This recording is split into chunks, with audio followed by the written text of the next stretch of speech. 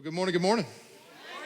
So glad you guys are here, and we're just going to jump right into it because we have a good bit to cover actually today. And so, but just a little brief recap from last week if you weren't here, just to kind of get our minds in the right place. We started a new series called A New Way Forward, and this series is going to be a little different because it's specifically what we're calling a vision series. And of course, vision, as we all know, is really what you need, the plan of going forward, of how you're going to get forward. And so we spoke a little last week about how there's a little difference between mission and vision, though. And I know that's kind of just a vernacular difference sometimes, but for us, what that means is that we have a mission that is based off of the Great Commission. We talked about that last week, that the Great Commission, of course, is what Jesus gave to all of his followers right before he ascended into heaven. And that was, to go into all the world, making disciples, baptizing them in the name of the Father, Son, and Holy Spirit, and teaching them everything that Jesus had commanded them. And that wasn't just for the first generation or second or third, but for us today. The Great Commission still holds up until Jesus returns to make it all right, to bring the heavens and the earth together once again. And so here we are still kind of in that middle season. And so we have built a mission for our church based on that commission. A lot of ishuns here. So we have a mission. That mission is to help disconnected people find, follow, and be like Jesus. And of course, the key word there is disconnected, because it's great to have a mission, but we felt like we needed to define it down to who we're trying to go for. And of course, what this means is that our church does not exist to try to get other church people into our building to help them find, follow, and be like Jesus. Listen, at this point, and I really do mean this from the bottom of my heart, if somebody else is going to church, and as long as they're learning about Christ, let them stay there, right? Like, I'm just pumped that people are going to church, because we talked last week that in 2020, a poll was done, a Gallup poll was done, and it showed that for the first time in American history, at least, this is not worldwide, this is specifically American history, that for the first time in our history, less than 50% of people are going to a religious gathering of some sort on a regular basis. And of course, that included not just Christianity, but other major religions in our country too. And so listen, I do not want to fight for the 40% of Christian believers that are already going to church. Let them go. Let them stay. That's great news for the gospel of Jesus Christ. Ultimately, I want to go for the 50, 60% of people that aren't going to church at all. Amen. Those are the ones. Those are the neighbors. Those are the co-workers. Those are the friends, the family members that we as a church exist to be here for. And so, when we talk about disconnected, this is why we try to do a lot of stuff that we do here. Why do we do even some of the lights and the music and the screen and the technology? And why do I preach different? Why does Pastor Artie, we've always preached different? I'm not up here and, a lot of thous and shalls, and I'm not throwing Bibles at you, and I'm not doing some of those things. I hope you didn't go to a church that actually threw Bibles. If so, it's like, boy, I hope you met Jesus there, just out of sheer fear, right? It's like, stop throwing stuff at me. But, why do we do these things? Well, it's because we're geared for those disconnected people, those outsiders. I can throw a lot of really big churchy words at you that some of you wouldn't even understand, but what's the point? I'm not trying to sound impressive or smart. We want to try to reach disconnected people by trying to, in a way, lower the bar to where it needs to be, not what we set it as. At the end of the day, we're trying to point people to Jesus, specifically people who aren't churched. So we try to be a church, we try to be a gathering that honestly, in a lot of its parts, doesn't seem too churchy, It's not, you ever been in an environment, maybe it's not a church, but even an environment where you could tell you were an outsider? Like people started doing stuff, or, maybe other church denominations, they start saying stuff like, am I supposed to know this? I don't want to give people that feeling here. So we're for the disconnected. So that is our mission. Cornerstone exists to help disconnected people find, follow, and be like Jesus. And then last week, we kind of brought that then to this new vision, the vision being what is our current way forward. The mission is why, vision is how. How are we going to help disconnected people find, follow, and be like Jesus? So we said, well, the Lord has kind of given us three word C3 vision, and those words are connect, care, and cultivate. So behind me here, I wanted to just give you this illustration. I've used this as a teaching tool for staff and some other leaders here. And the wheel is key. The wheel is key because as you can see, it's connect, care, cultivate. and it has these little arrows. It is in this circular motion. Connect, care, cultivate. Connect, care, cultivate. And the reason that's important to see that visually is because traditionally in a lot of churches, even here in the past, we've used more of a linear vernacular, less circular, more linear. Matter of fact, for a long time here, we used to say, we want to get you in, we want to get people in, we want to grow them up and get them out. Now, what does that sound like? That sounds like what you do with a child, right? You birth them, you grow them up, you kick them out, right? Get out of my house. You're 18 years old now. Leave me alone.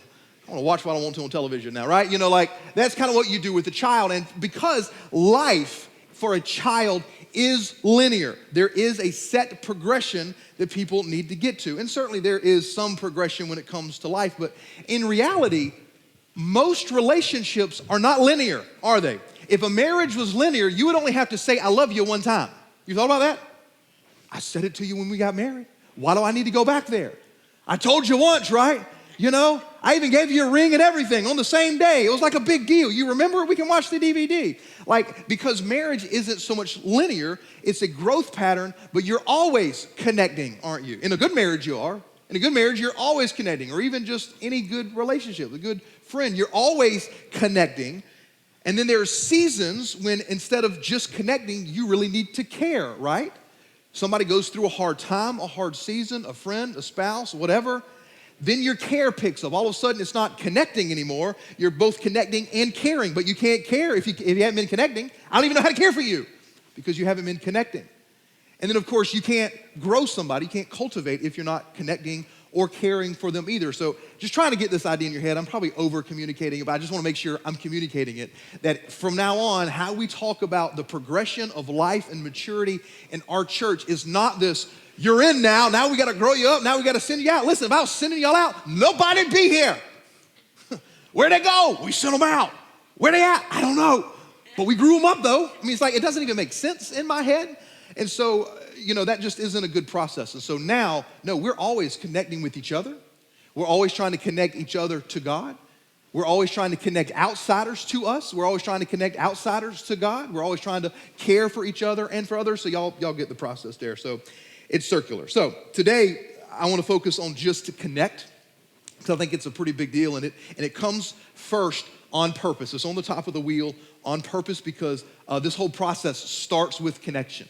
It starts with connecting with people. It starts with getting to know people. And so we're going to talk just through two ways of which I've broken down what active connection looks like. Because I don't want to just say this word. This was the word that we attached last week. It says, well, we actively connect people to God and others. We take part in the process. We go forward. We actively connect people to God and others. And we talked about how there's that up and that out relationship, you know, dynamic in the Christian faith. That it's not just us and God. It's not just between me and God. It is literally, my relationship between me and God actually is dependent on you. I cannot say that I love God, as 1 John says. I cannot say I love God if I don't have any love in my heart for you. John calls me a liar if I say that. He's actually quite harsh with that stuff. It is this here that actually determines this here, as well as this here determines this here. It is a both and, not an either or when it comes to our faith. A lot of people try to make it either or, but it's not. So faith in Jesus is not a silo experience. And we should know that. We should know better than that. Because the Apostle Paul even says it this way in Romans 12.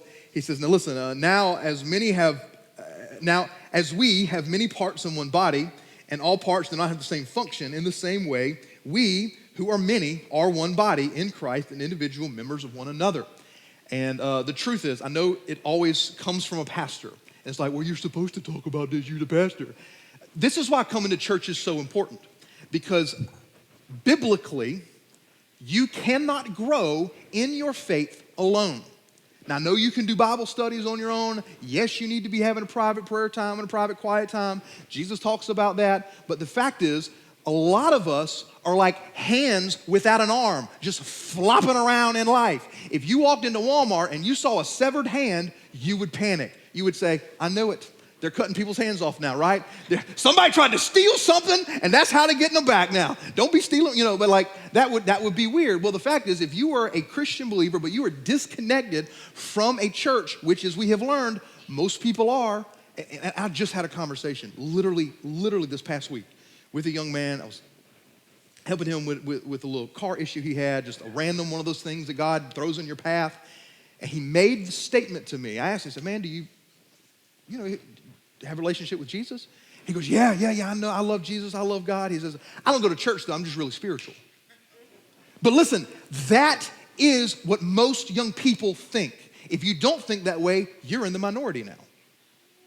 So we have a whole generation that's like a kneecap and an elbow and a hand and an eyeball just sitting out there on life. And to be honest with you, no wonder the church looks kind of weird from the outside, because we are one body. So enough on that. You understand, you can't do life alone. So how do we actively connect?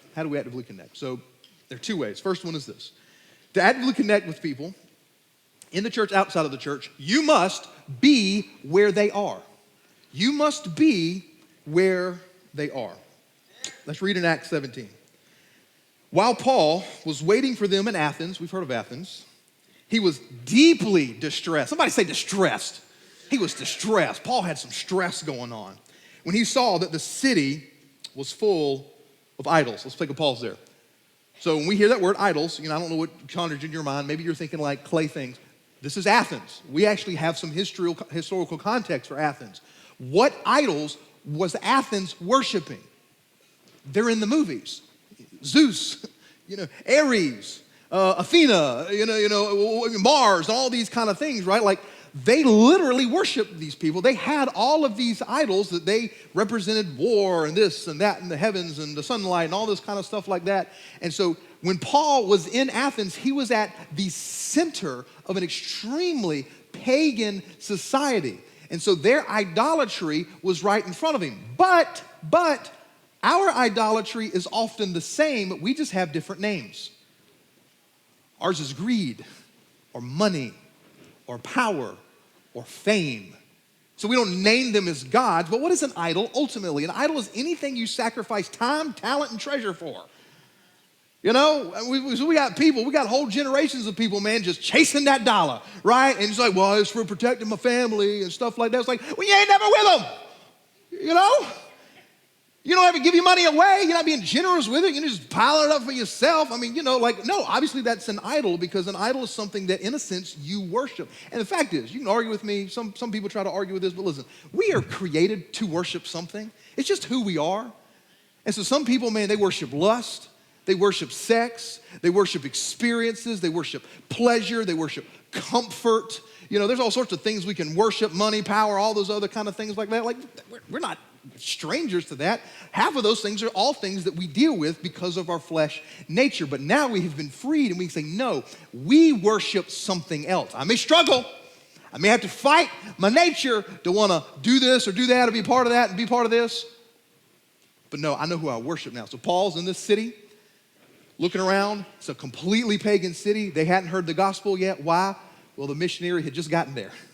And so Paul became deeply distressed. He was bothered. It bothered him, it broke his heart. So 17.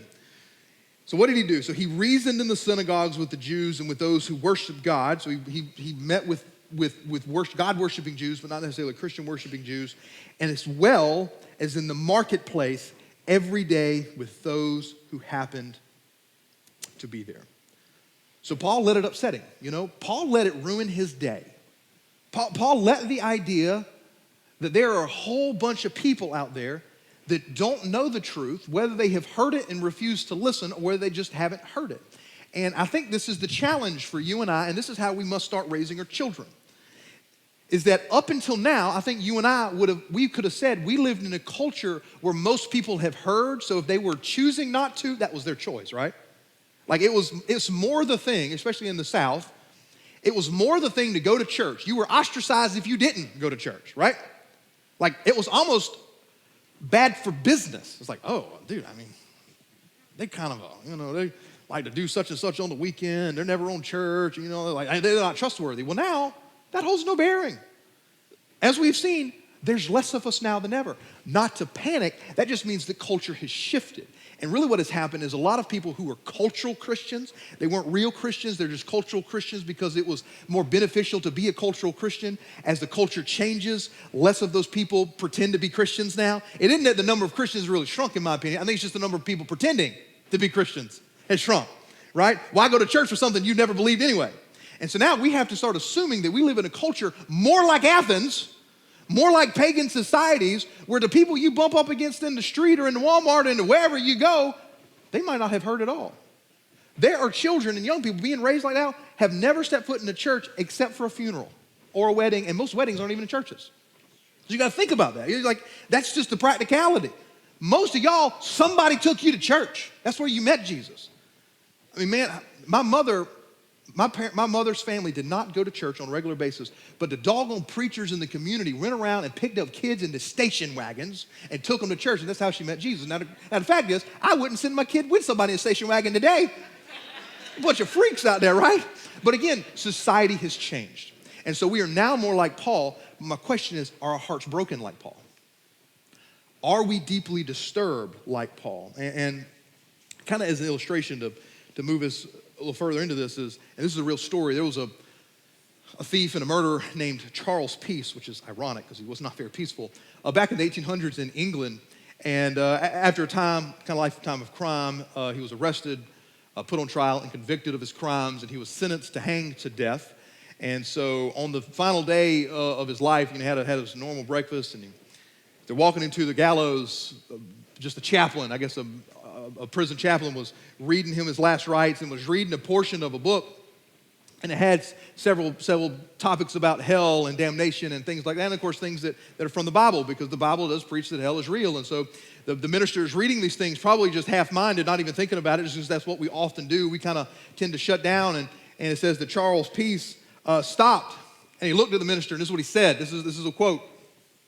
He said, "Sir, if I believed what you and the Church of God says you believe, even if England were covered with broken glass from coast to coast, I would walk over it, if need be, on hands and knees and think it worthwhile living just to save one soul from an eternal hell like that." And man, that thing that's been challenging me, man. That's been challenging me because as we talked last week, sometimes I really have to fight whether I want to put headphones in to go into Walmart or if I even want to go in at all because I don't want to bump into somebody or somebody talk to me. And listen, I'm sure we all struggle with that. And that honesty and self-transparency with ourselves is actually what is so necessary in prayer, because you know what? That helps illuminate the selfward inclination of my broken heart. Because the fact is, you and I both are in the same boat. I love me in my time a lot more than I love you in your time and your issues and your struggles and your problems. And so here's a guy that says like, whoa, y'all really believe that stuff? Y'all believe that there are people who die one day and go to eternal torment? I would be I'd be crawling across glass just to see one. And it got me thinking, man, what is that one worth to me, Because I think about the struggle that I have with just personally even connecting with people that maybe I don't know or that are not worth my time. It's like, how much of my time is worth more than their eternal life, Or sometimes it's even the fear of the interaction, What if they call me stupid? So how many stupid people, how many times can someone call me stupid before one doesn't call me stupid and says, I think I believe you, tell me about this Jesus? How much is that worth to me? How many times of me being called stupid is it worth for one soul, How many times of being turned down, How many times of feeling awkward? Like, how many of those things are more than the person next to me, across from me, in the aisle with me? What is a life worth? What is eternal life worth? And I think that's why Paul was deeply disturbed, because Paul genuinely believed it. And I got to thinking, well, man, I do genuinely believe it, but I don't often live like it, right? It's almost like I need to repent of that God, I don't hold serious not just the nature of everlasting life, but the nature of everlasting death too, I mean, I shouldn't just be heartbroken for my family who I don't think believes. There are neighborhoods, whole families, children. Like, why do we do what we do? It isn't just so you guys have something good to do on a Sunday morning. Like, it's the disconnected people, man. Maybe we should say, it's people that are on the road to a destination that you would never actually want your worst enemy to go. So are we disturbed? And I'm going to have to be honest with you. A lot of times I'm not. Why? Because I'm too inwardly focused. So what we have to do is you have to start going where they are.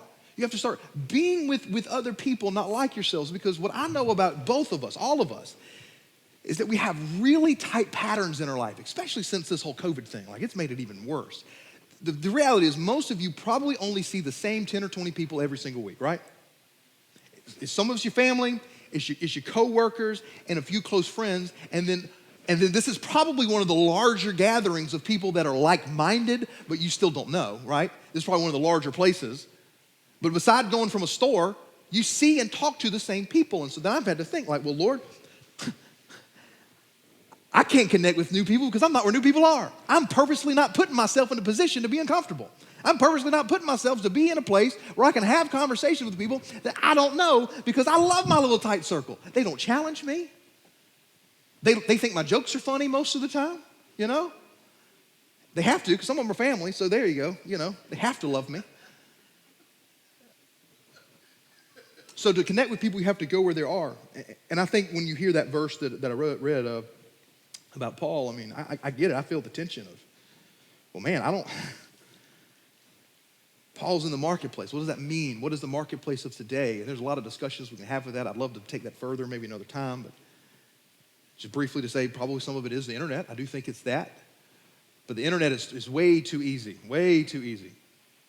because it's too easy to disagree. The internet is just not good for things like that. It's being with people, and I think when we think about, well, in the marketplace, like, is the Bible telling me I need to start getting up on a podium with a megaphone and start, Jesus loves you? Like, I don't want to do that. Like, I don't want to be a street preacher. I don't think it has anything to do with that. Because it says Paul was there every day. I believe that Paul took time, that we know that Paul was a praying man, that he allowed the Spirit of God to lead him to the peoples whose hearts were ready. Because listen, you and I don't know everybody's hearts. And the fact is, some people, Judas, walked with Jesus, still chose not to believe. There will be people who choose not to believe. And listen, I do believe that hell is only full of people who choose not to believe. But we are to walk with the Spirit, in the Spirit, looking, praying, like, Lord, is there somebody today? Lord, I'm about to go into here. We talked about some of that last week. Lord, just prepare me. And I think he was connecting and building relationships by being where they were. He was not sending out flyers and inviting them to his home church. You know, he didn't put promotions on the billboards. He went to where the people were. And in itself, that's still a pretty challenging concept. I mean, I get it. Some of you introverts in the room, which I am one of, you're like, this is terrible. This is a terrible idea. Some of you extroverts are like, I've never met a stranger. We know. You're exhausting, to be honest with you, but whatever. God calls all sorts, he uses all sorts. But I get it. I'm one of those, man. I just want to escape, But again, this is for all of us, though. This is all of us. How distressed are we? Are we really for people and their lives and eternity, man? Like, we're in, right? We're in. I believe in Jesus Christ. The greatest aim to all of our life now is to try to spread that good news to as many people as we can. So, to connect with people, we must be where they are. Number 2, how do we actively connect with people is we meet people where they are. We meet people where they are. So let's read out of 1 Corinthians 9, starting verse 19. He says, this is Paul talking. He says, listen, although I am free from all, and I'm not anyone's slave, I have made myself a slave to everyone in order to win more people. See, to the Jews, I became like a Jew to win Jews. To those under the law, like one under the law. Though I myself am not under the law, but to win those under the law. To those who were without the law, like one without the law. Pagans, people in Athens. Though I am not without God's law, but under the law of Christ, which is to love God and love your neighbors. To win those without the law. 22, to the weak I became weak in order to win the weak. And this is the key line. I have become all things to all people, so that I may, by every possible means, save some. Now I do all of this because of the gospel, so that I may share in the blessings. Now Paul has taken aim, especially in our context, two different things. What we are struggling with in our culture today is really two opposing forces, which is really interesting, is both individualism and extreme form of tribalism. Let's talk about tribalism for a second. Tribalism, and we understand, and we all exist in kind of form some tribes. Technically, Christianity, we are a tribe. A tribe is a group of people that have similar likes and beliefs. And so that's, let's call it a Facebook group, right? A lot of you are probably Facebook groups that, they're random hobbies and things that you like. Like, I love old cars. I'm in some old car groups. Don't own an old car. I just like to look at them, right? And so, we can be a part of these little tribes of things that we like or things that we believe like. But then you have extreme forms of tribalism. Politics can easily create those things. Racism easily creates those things where you have now, my tribe is better than your tribe.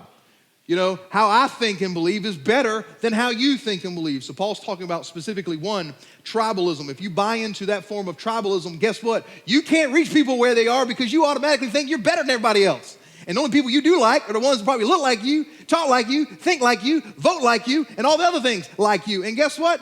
We may not like you, Maybe you're not that great. And that's the problem with that. So I'm not saying that tribes specifically are bad, but when tribalism becomes a driving force where it's like, no, I'm better than you and I will fight you to prove so. Like, no, that is wickedness there, man. That is not what it is about because you can never reach and win people where they are. So that's the first one. The second is individualism.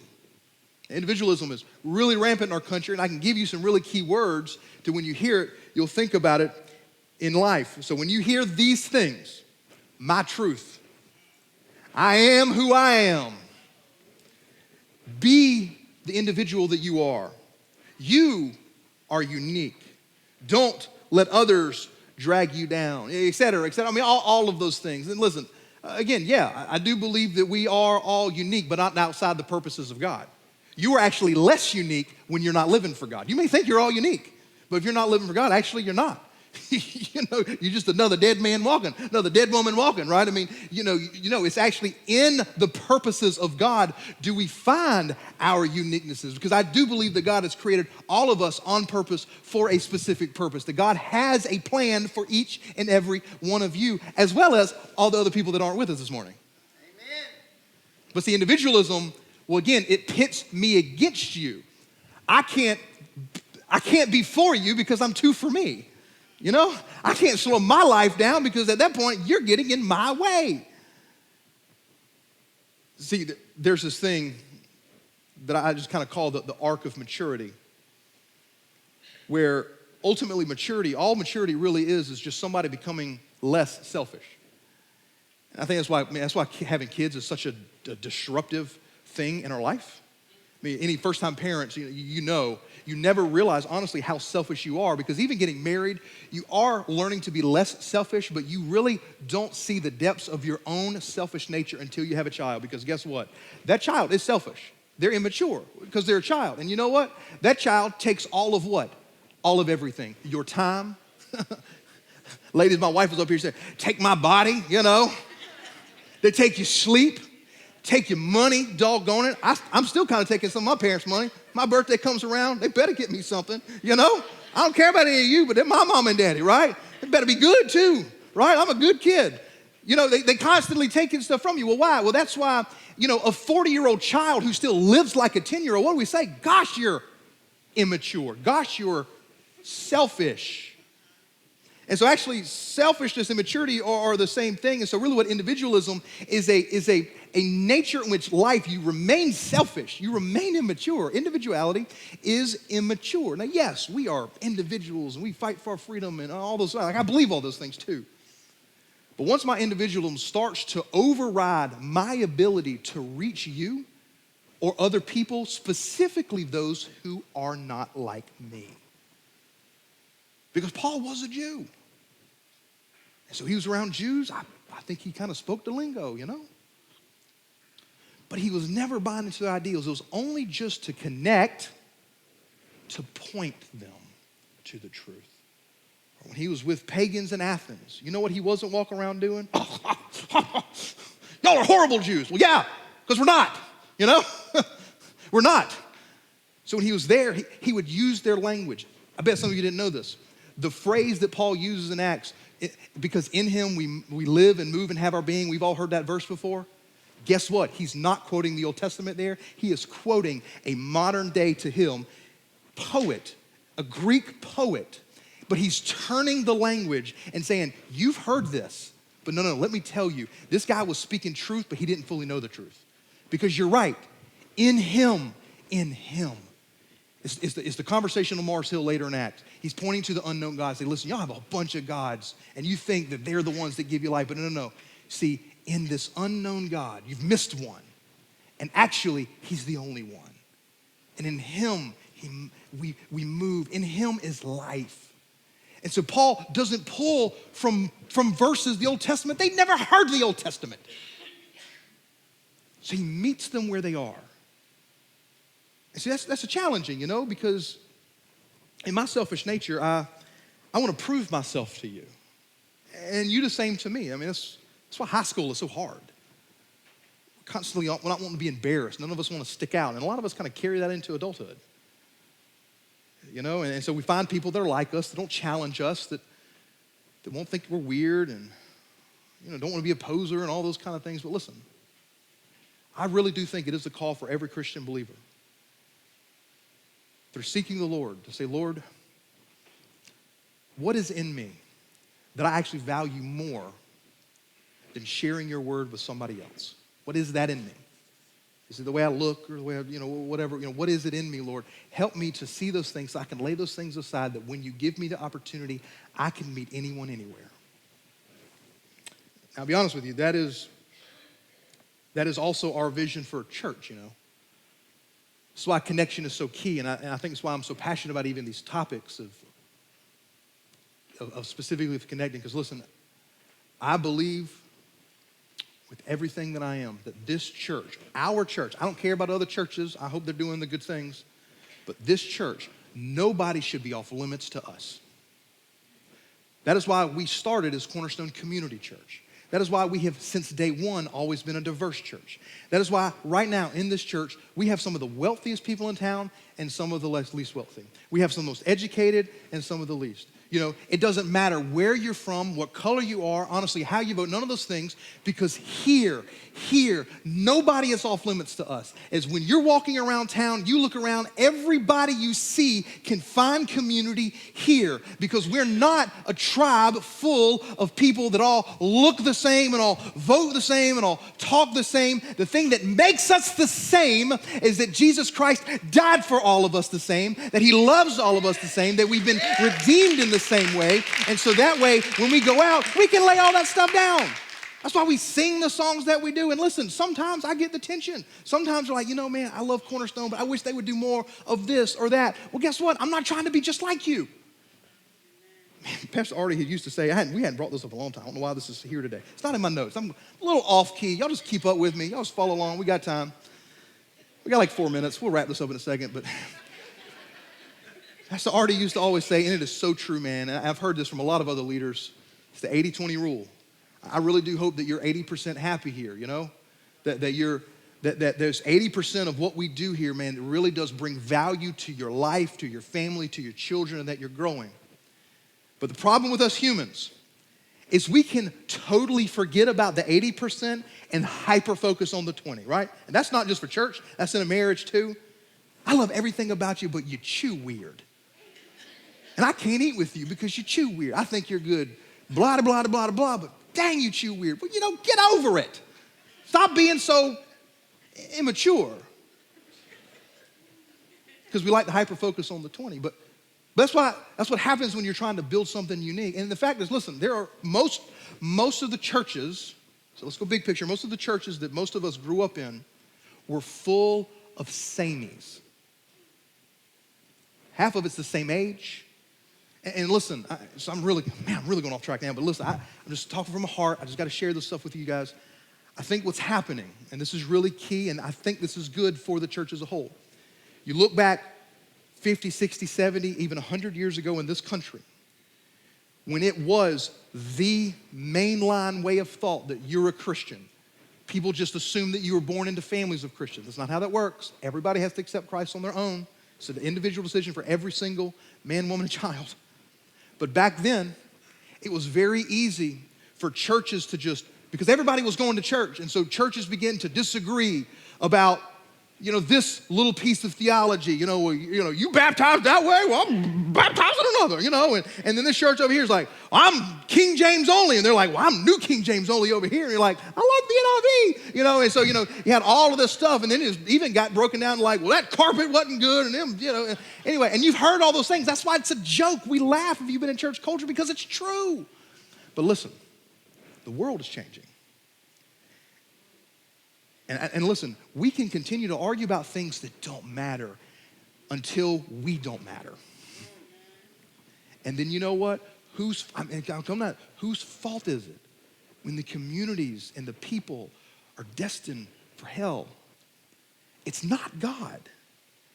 It's his servants. It is those who have been called by his name according to his purposes and have been gifted by his Holy Spirit to go out into the community. That has always been the pathway. And you can think that's wrong or unfair, but that is the way that God did it. You can take that up with him one day. But from Scripture, it is us. It has always been us. Who got us here? Other Christians. Who transformed Athens and then later Rome? Christians like Paul. It's crazy, in the first generation of Christian followers, they were often persecuted and killed in the Colosseum in Rome. That's documented pretty well, actually, under Nero and several others. But in about 300 to 400 years, which sounds like a long time, but it's really not, the entire Roman political system, there were more Christians than anything. So in the same place, and there's a few pictures out there you can look up, but I think there's a cross. There's a cross now hanging in the Colosseum, the place where Christians used to be fed to lions. Well, that's just the progress. It's a progress of faith.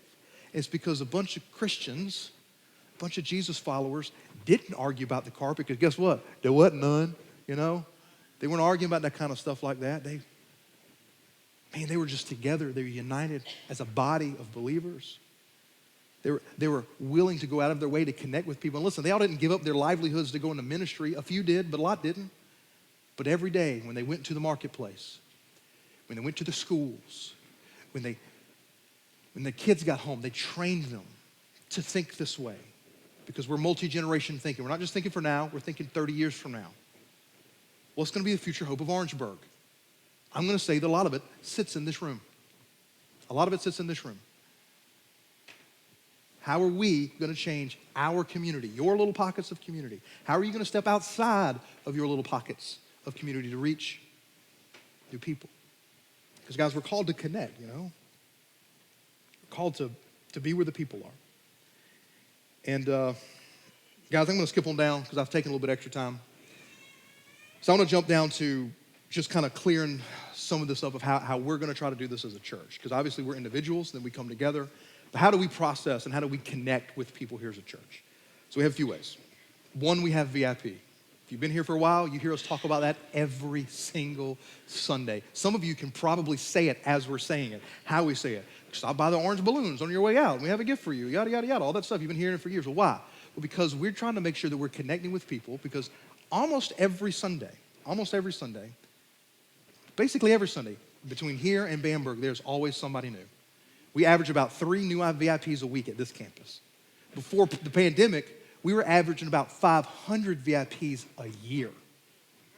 So we, as church leaders, we try to make sure that we have really good processes and really strong processes of how to connect people online. That's a brand new challenge for us, is how to connect with people online. It is a struggle. It's a struggle, guys. As a lot of y'all have seen, because a lot of y'all have been watching the online at different times. That's a new challenge for us as church leaders. How do we connect with people here? So VIP is part of that process. Next is volunteers or being a hero. We talk about that a lot. That if you're not putting back into the community, it's going to be hard for you to connect into the community. We have groups.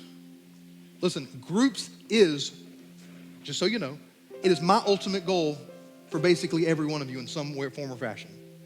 Because coming on Sundays is part of that, but there are too many people in here. There's too many of y'all for me to know. There's too many of y'all in here for you, each other to know. And when something comes up, when crisis comes up, this isn't where this happens. Your care and your growth doesn't just happen here. this is kind of like a pep rally each week, right? We're getting geared up, we're getting filled up, we're gonna sing together, we're gonna woo woo and take communion sometimes and all those things, but growth, connection, care, all of those things happen in small groups. So you will continue to hear us beat that drum. You never have to join, but I'm telling you, if you want to grow, if you want to be taken care of, and if you want to be connected and loved, you'll be in a group. I'm in a group. I love my group. It's a very powerful instrument that God uses in my life for my own personal growth and care. I think you need to be in a group.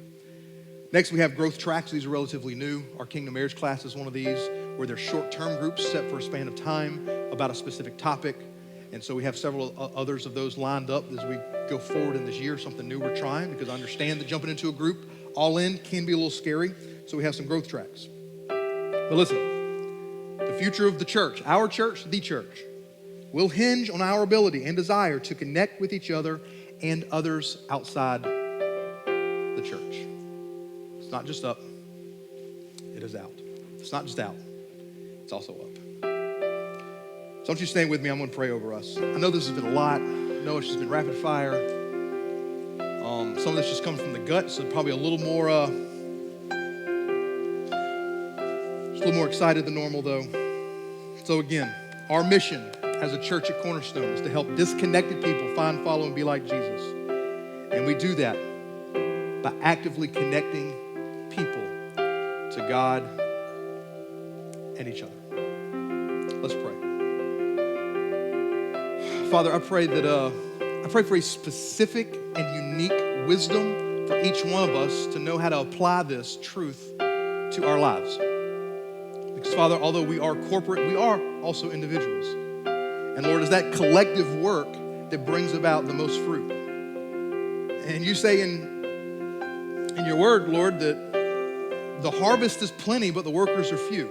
And so I pray that this series, this moment in time, even with all the change and the craziness in the world, Lord, may this be a season where the workers are expanded exponentially. Because Father, we see now more than ever just the reality that the work is plentiful, that the harvest is plentiful. But Lord, help us just get up, to get out, to stop being so focused and so immature, so selfish, Lord, that we can begin to see people as they are, that we go to where they are, that we love people with an uncommon love. Lord, that we're generous with an uncommon generosity. Lord, that we're kind with an uncommon kindness and mercy to people, that people begin to take notice. Lord, that we have an uncommon courage and love and gentleness when we share with people, Lord, that we listen for key words and moments when people say things, that we jump in and say, oh, let me tell you about my Lord. Lord, give us the confidence, even to the least of us here, Lord, to in our space, in our little circle, in our realm of the world, that we just share your good news, your love, your grace. Lord, that we forgive easy, that we forgive well, that we don't hold grudges, that we're not bitter people. Lord, we're excited people, we're hopeful people, we're joyful people. Lord, in a broken, depressed world, Lord, may your joy through us shine out so that people take notice of us in those ways. And Lord, we do pray for this church. Lord, we pray for those that are not here yet that you have already called. Lord, we pray that when they walk in, they feel like home, it feels like home here. I pray that your spirit rests heavy here through us every single Sunday. That even on Sunday mornings, we have the opportunity to love people in uncommon ways, and that we reach people, Lord. Help our services to connect people to you. Help us as leaders and just as church attenders, Lord, to be fully bought in to your mission. Let us be deeply distressed that there are those who are walking to destruction. And let us say, not on our watch, Father, not on our watch. Let us go the distance. In your name we pray. Amen.